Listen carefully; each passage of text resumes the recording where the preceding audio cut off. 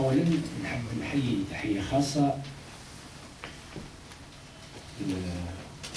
المجهودات اللي تبذلت باش تنظم الندوة هذه وتقع تشكل خطوة إلى الأمام مقارنة مع الاختلافات الماضية وتعطي دفع في نظرات شعبنا في اتجاه تحقيق تحررها الوطني وانعتاقها الاجتماعي وبناء الاشتراكية.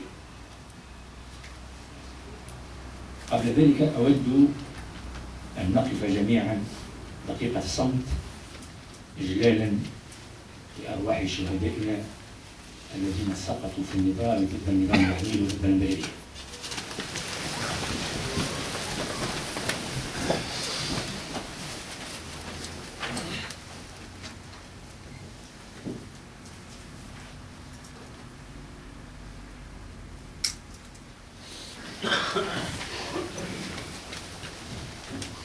منذ 17 ديسمبر اندلعت انتفاضة شعبنا في تونس، وبالرغم من نقاط ضعفها والمتمثلة أساسا في تخطيط في غياب التأطير السياسي الثوري، واللي يرجع لأسباب متعددة من بينها عدم إفلاح الوطنيين الديمقراطيين في تنظيم صفوفهم في حزب سياسي يطلع بقيادة الثورة ويتقدم للعمال وكافة طبقات الشعب المستغلة والمضطهدة نحو تحقيق التحرر الوطني بالقضاء على الإمبريالية والنظام العبيد في القطر والدخول في إنجاز مهام الديمقراطية الشعبية من وجهة نظر الطبقة العاملة، بمعنى ديمقراطية تتركز أساسا على الموقف من الملكية، تتركز أساسا على الموقف بالعدالة الاجتماعية بمفهوم التوزيع العادل للثروات ومنتوج الأعمال، وتتركز أيضا على الحريات السياسية من وجهة نظر الطبقة العاملة والشعب الكادح. ولذلك بقدر ما تقدمت انتفاضة شعبنا بوسائلها الخاصة في الإطاحة ببلعلي، وتحققت جملة من المكاسب ربما سنتعرض إليها في مرحلة سابقة لاحقة، ولكن المهام الأساسية المطروحة ارتباطا بطبيعة المرحلة اللي نعيشها اليوم وهي مرحلة تحرر وطني ديمقراطي. المسألة الوطنية لم تنجز، بقيت قائمة الذات. شعبنا لم يتحرر من الاستعمار ومن العملاء، ولذلك المسألة الوطنية باقية مطروحة للإنجاز وتتطلب توحيد الصفوف من أجل التقدم بالنضال الوطني نحو تحقيق هذه المهمة التي هي من المهام الرئيسية بالنسبة للوطنيين الديمقراطيين بمختلف أصنافهم. ولذلك نحن اليوم سنتحدث عن المستويين الاثنين.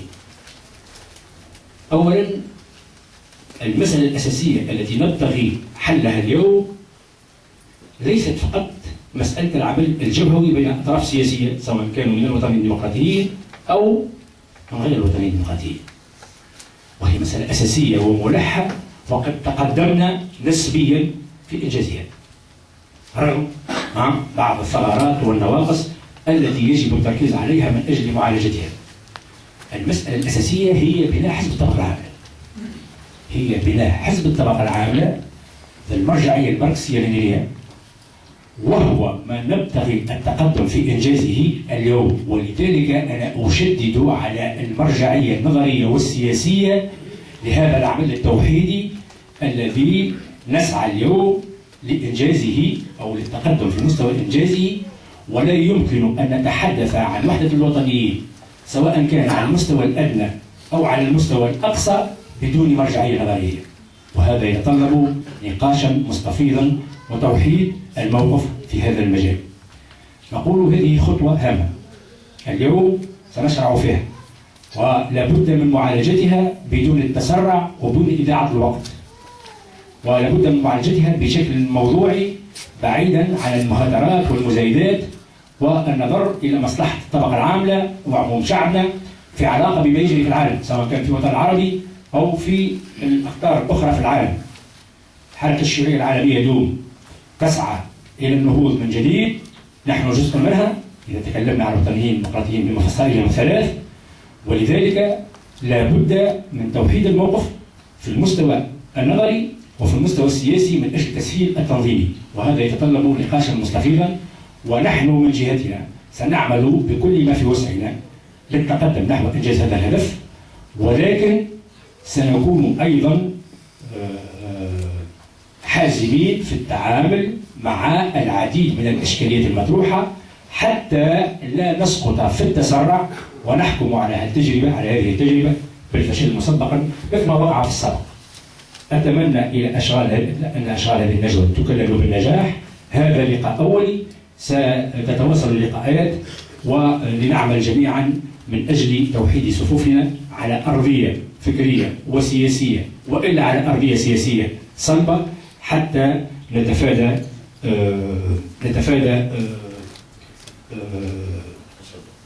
العودة إلى الماضي، ونعمل على مواجهة أعدائنا برؤية واضحة وبتنظيم جيد من أجل تحقيق أهداف ثورتنا. وشكرا.